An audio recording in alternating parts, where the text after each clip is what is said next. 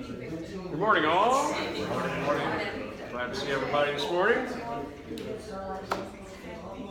Today, we are continuing with our look at the book of Genesis. And in general, we're looking at the Old Testament. Today, we're going to talk about the flood. And next week, we're going to also talk about the flood, the aftermath of the flood.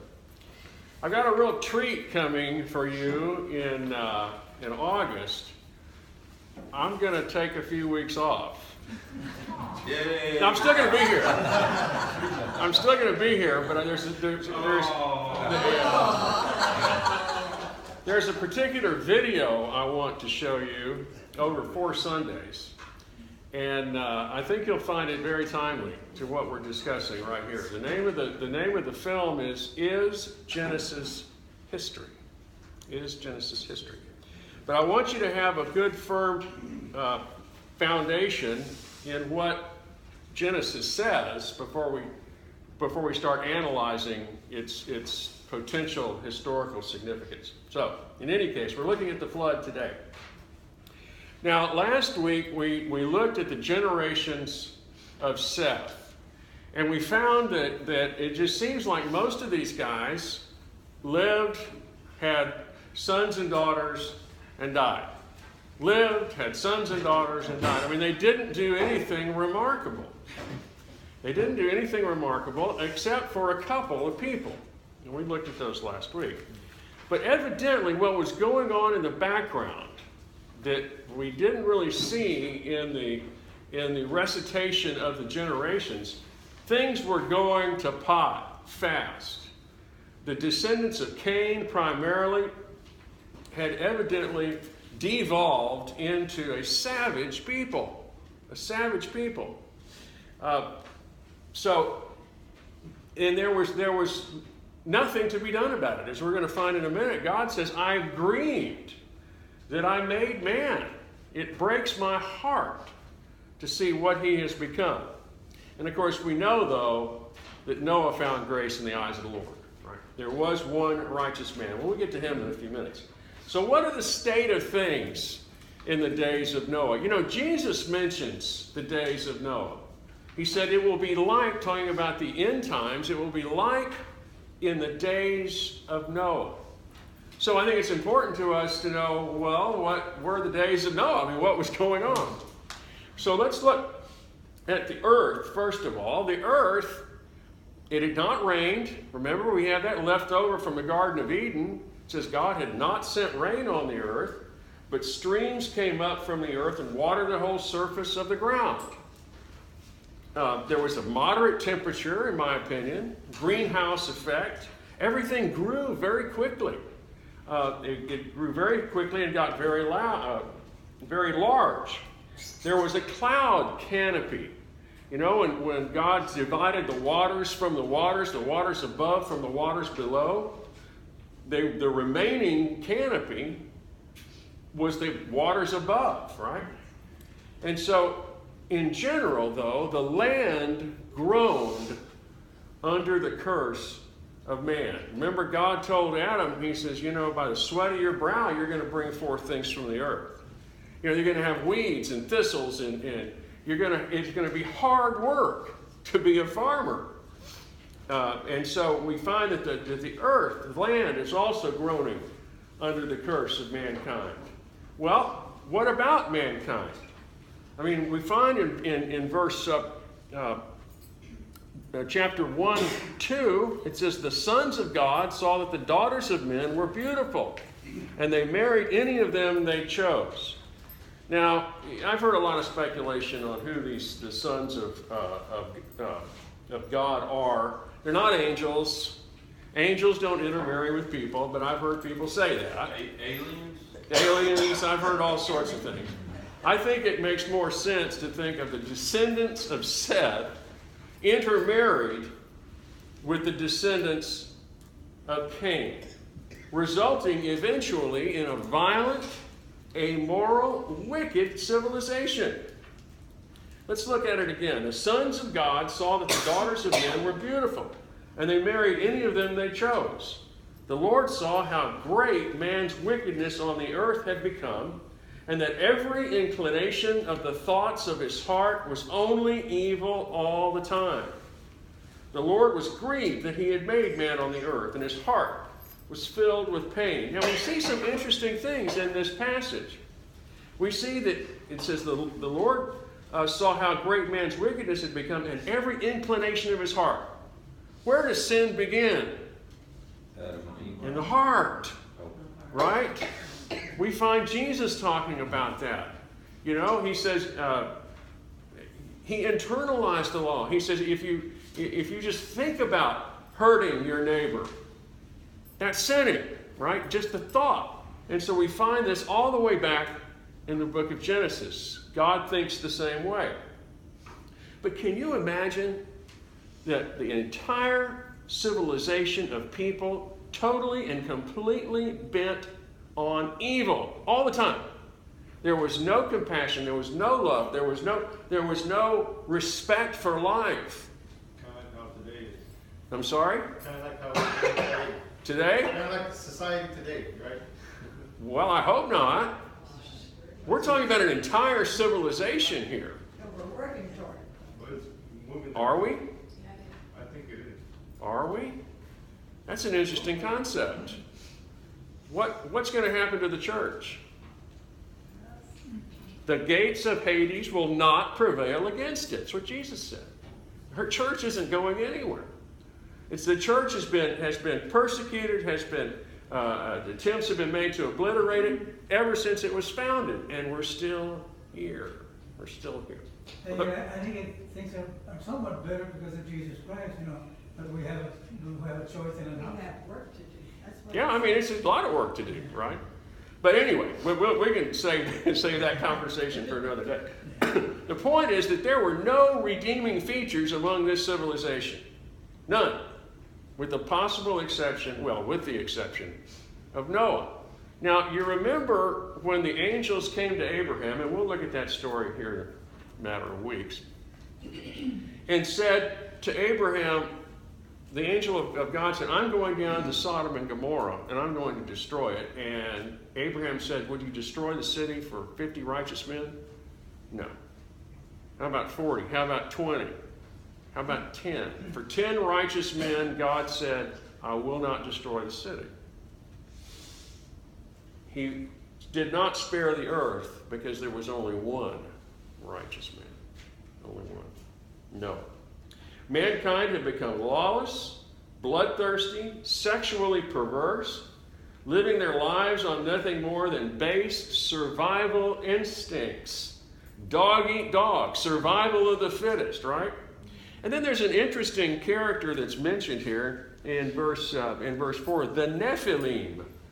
The Nephilim, lots of speculation on who the Nephilim were.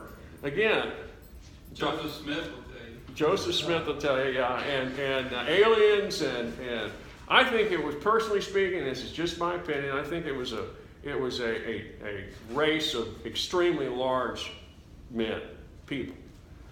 In fact, I suspect that Samson later on came from that same DNA. Don't know. It doesn't matter.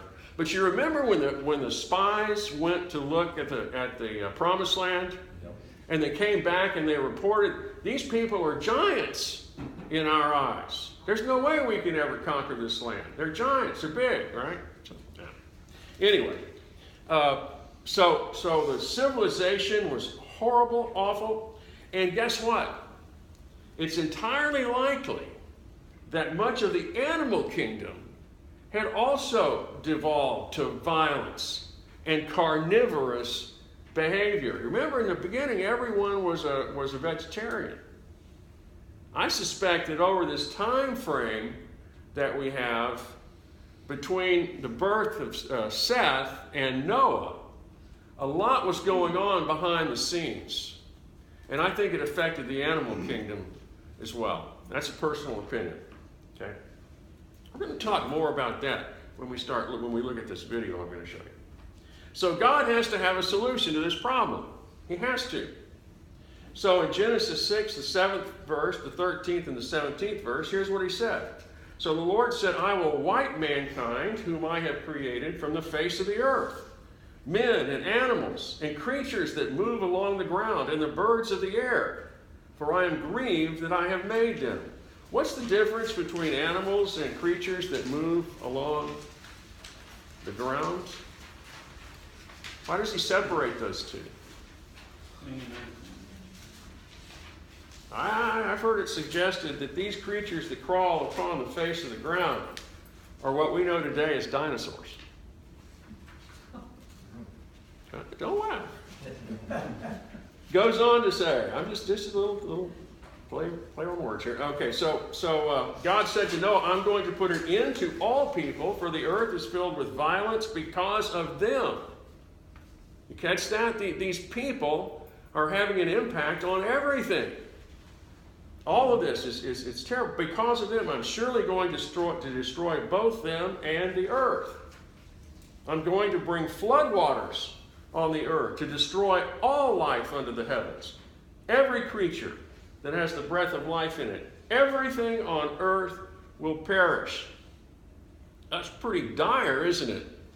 Pretty direct, too. And you know what he also tells us when it's going to happen. He says 120 years. You got 120 years. It took Noah 120 years to build the ark. And I'm going to show you an ark picture in a few minutes. So Noah and his 3 sons are to build the ark. Now, let's talk about Noah. Noah found favor or grace in the eyes of the Lord. Noah was not a perfect man. And nobody's perfect, right? All have sinned and fallen short of the glory of God. And yet, he found favor. Why? Because he was a righteous man, blameless in the sight of the people of his time. Blameless. According to Josephus, the historian, he was also a preacher and king of righteousness. I mean, he was a leader. And while he was building the ark, ostensibly people would come out to make fun of him and laugh at him and jeer at him, and he would preach to them, telling them the end is near, right? And yet they ignored him. He walked with God. In other words, he had an understanding of the rightness of God. He communicated with God regularly, and he desired to do his will. You know, I think wanting to do God's will is a good thing, right? I mean, it's a good character trait, isn't it? I mean, if you want to and you're trying to do God's will, you can't really go wrong. Where is the kingdom of God?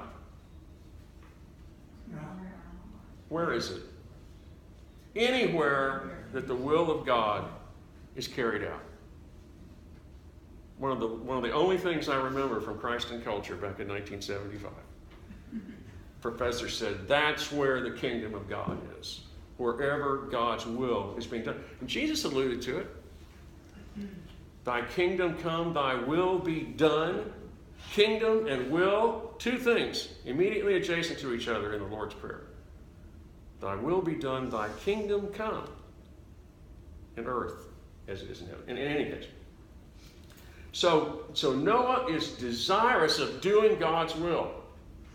And so God comes to him and says, I want you to build an ark. And he says, I can imagine, he tells him how to do it. So let's read what he says in verse 14. So make yourself an ark of cypress, and some translations say gopher wood. The exact meaning of that word in Hebrew is not clear. We don't know exactly what kind of wood it was. Make rooms in it and coat it with pitch, inside and out. What is pitch? Tar. Tar? Where do we get tar? Oil. Oil has been a part of the history of mankind from the very beginning. They built the ark in Saudi Arabia. Yeah, right? A lot of oil. The trees were there. Well, we're going to find later at the Tower of Babel, they coated the outside of the Tower of Babel with pitch. Right? As to be defiant to God. Oh, we find oil all over the place in the He says, this is how you are to build it. The ark is to be 450 feet long, 75 feet wide, and 45 feet high. Well, the original text did not say 450 feet long because they didn't know what a foot was. They called it a cubit, right? And the problem with trying to figure out exactly how big the ark was, well, you got to know how long a cubit is, right? And if you recall the old Bill Cosby spoof on Noah and God saying, I want you to build it this many cubits high and this many cubits wide, and this many cubits long, and Noah says to God, well, what's a cubit? Typically a cubit was the difference but from the elbow, was the length of the elbow to the end of the finger of the king. Now again, we could all hold our cubit measurement up, and I bet no two of them would be the same. What? I mean, everybody has different lengths right? Kings change, cubits change. So it's impossible to determine exactly how long, how high, and how wide the ark was. But suffice it to say, it was big. Okay? It was big. He says, make a roof for it and finish the ark to within 18 inches of the top. So picture a solid wall and then 18 inches and then a roof. Not much ventilation, right? Not much. Put a door in the side of the ark and make lower, middle, and upper decks. Well, that's quite a chore. No wonder it took him 120 years to build it.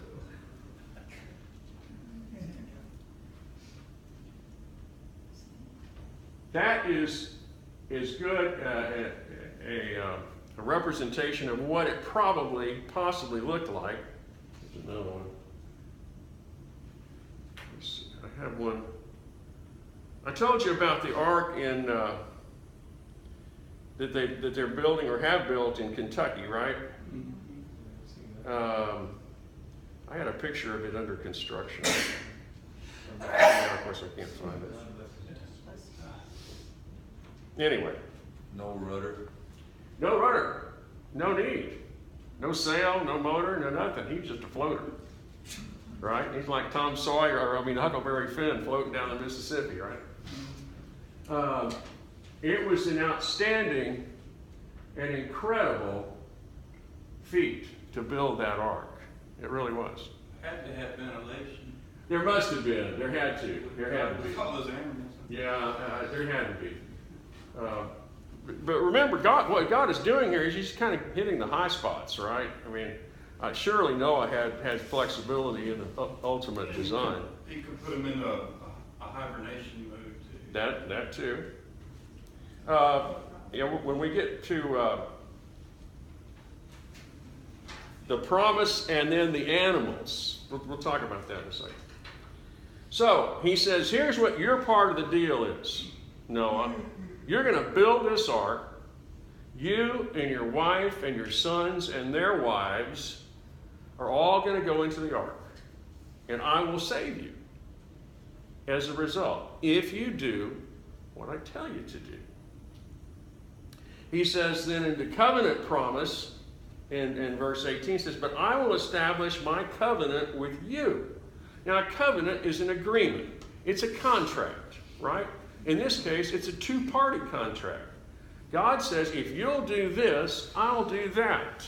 So no more complicated. He says, I'm going to establish this with you, and you will enter the ark. You will. He doesn't say, I want you to, or you're allowed to enter the ark. No, he said, you will enter the ark. Right? I mean, that's pretty definite. In order to make the covenant work. Right? He says, you will enter the ark, you and your sons and your wife and your sons' wives with you. You are to bring into the ark 2 of all living creatures, male and female, to keep them alive with you. 2 of every kind will come to you to be kept alive. Now, at least Noah didn't have to go out and round up all the animals. Now, how do you suppose God chose which two to send to the ark? Which two elephants did he send to the ark? Did he just pick those animals at random? I don't think so. I think it all had to do with the little thing we call today DNA. I think he took the best of the best of the best and sent them to the ark to eventually replenish the earth. So God at least helped Noah out by sending him the animals. He didn't have to go up on a roundup. Noah's part of the bargain. Genesis 6:22 says Noah did everything just as God commanded him. He did everything. Didn't argue. He just did it. I can imagine, though, Mrs. Noah might have said, "Man, what are you up to here? You know, we have work to do around here, and you're building this stupid wooden structure. There's not a body of water anywhere in sight.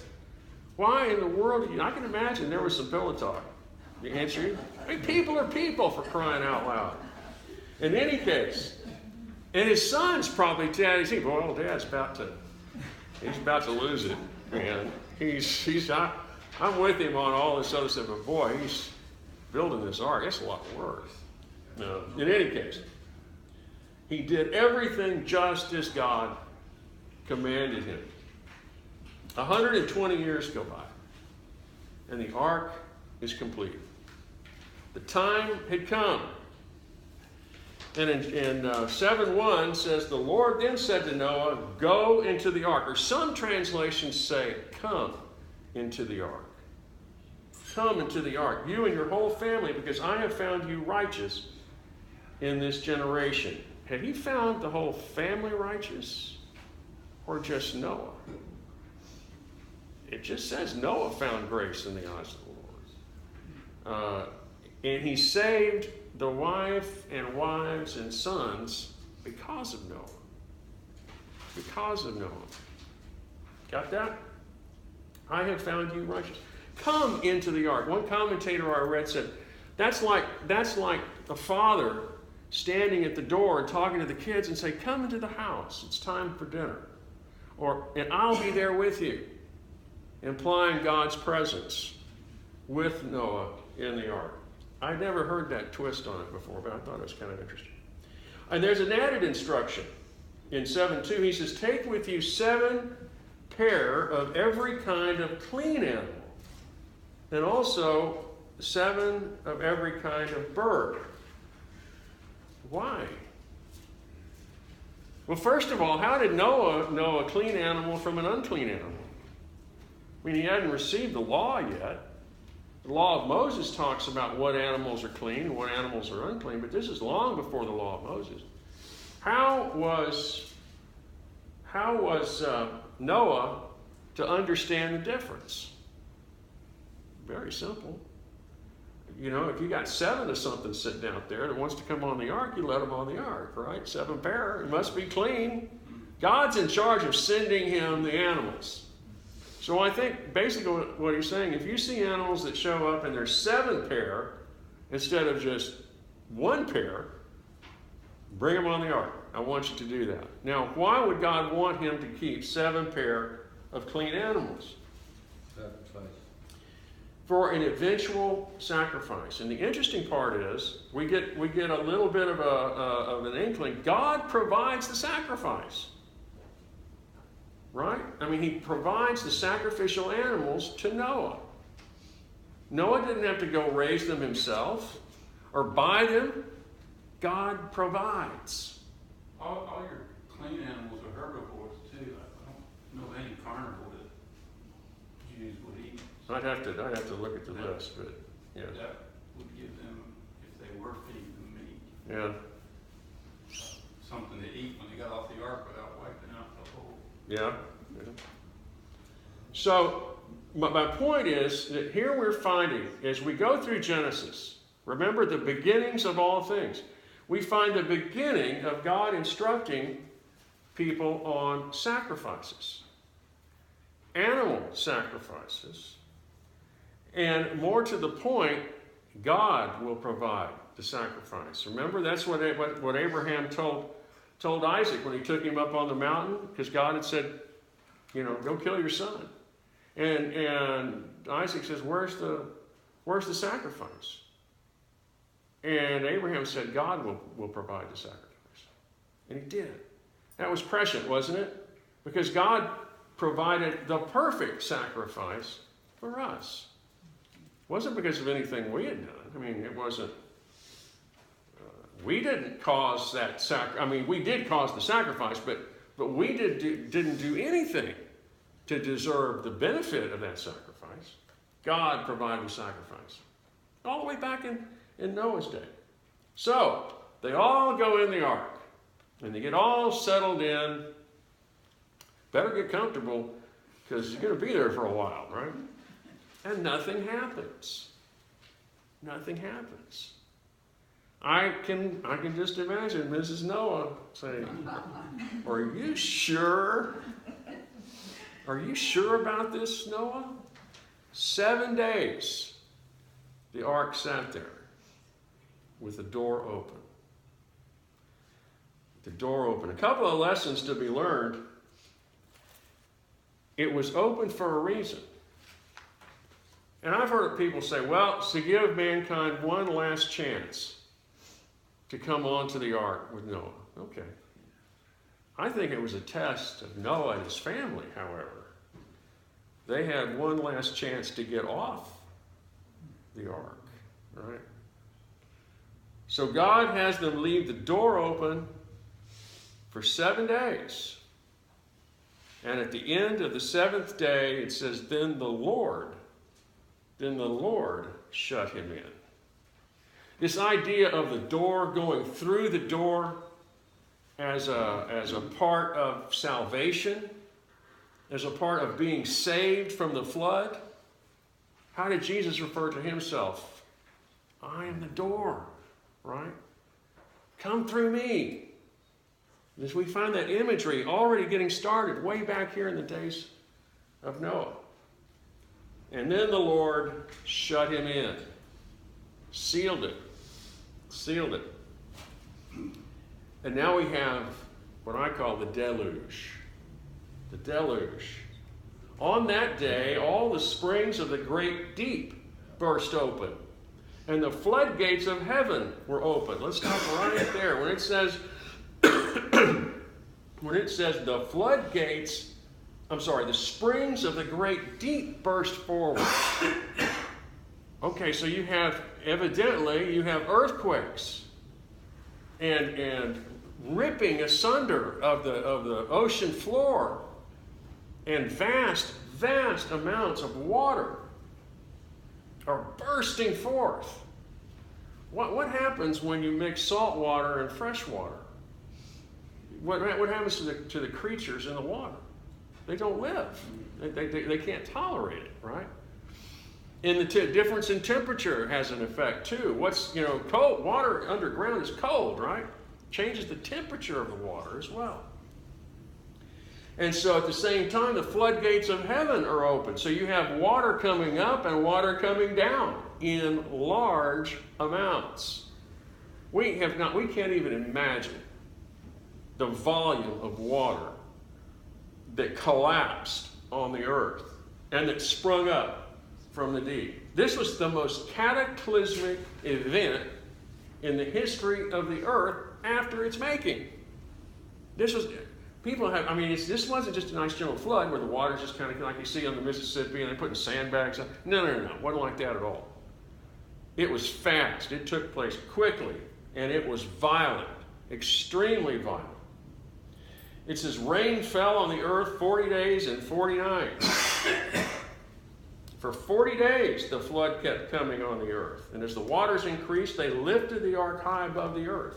They rose greatly on the earth, and all the high mountains under the entire heavens were covered. The waters flooded the earth for 150 days. Do you remember a few years ago we had an unusual event in the summertime? We had a tropical depression, a tropical storm, and a near miss by a hurricane. all in about a 3 or 4 week period. We had a lot of rain. And you remember they had big issues up in the upper valley where the levees didn't exist. They had to open the floodway that runs through the middle of the valley. You cross it when you're driving north on 77 or whatever it's called. The volume, did you go up there and look at that? The volume of water that went through that floodway was remarkable.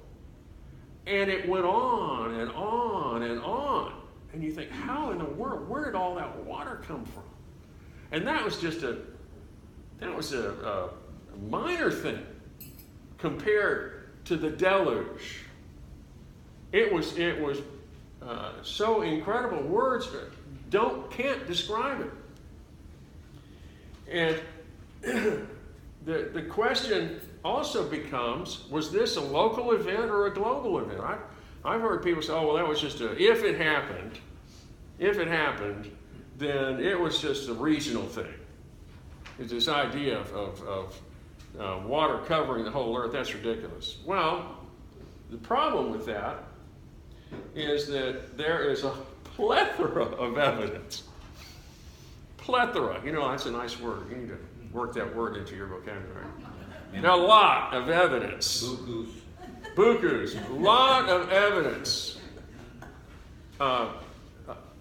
proving the existence of a global event. But it wasn't just a flood. There were earthquakes, volcanoes, shifting land masses, landslides. I mean, there were incredible amounts of things that were going on while this flood was taking place. The ecosystem was radically and permanently changed. It was different after the flood, as we'll see when we get to that point. And like I say, there's tons of evidence for the accuracy of the biblical account. And we'll talk more about that when we get into the video. And just as with creation and the fall of man that we talked about several weeks ago, all ancient civilizations have a flood tradition. All of them. And their traditions are remarkably similar to the story we find in Genesis. So there you go. Excuse me. So Noah and his family are bobbing around on the ocean for 150 days. That's a long time to camp out with animals, isn't it? I think so. All right, next week we'll talk about the aftermath. Prayer time. We saw Ben yesterday, and he's making great progress. Good? Bruce Bergman is here. Yeah, Ruth. Yeah. Hi, sweetheart. Paul has been moved, as far as I know. I haven't heard this morning. The plan was to move him to a rehab, and I haven't heard. I thought he'd already been across moved. the street. Okay. South Texas Rehab. So his arteries in his neck look great. So they never have, as far as what I've heard, figured out what caused it, or is still causing sometimes the high blood pressures. Yeah. But he doesn't seem to have any motion problems with the side that was affected. Still doing well. Ready to go home. Yeah. He's had a real good attitude through the whole deal too. And Eloisa is still scheduled to have a toe removed. She's in pretty good spirits. Her grandson was married in New Mexico. Of course, she wanted to go to that. Yeah. But she's got a bunch of pictures of it, the wedding in her room. Okay. Anybody else?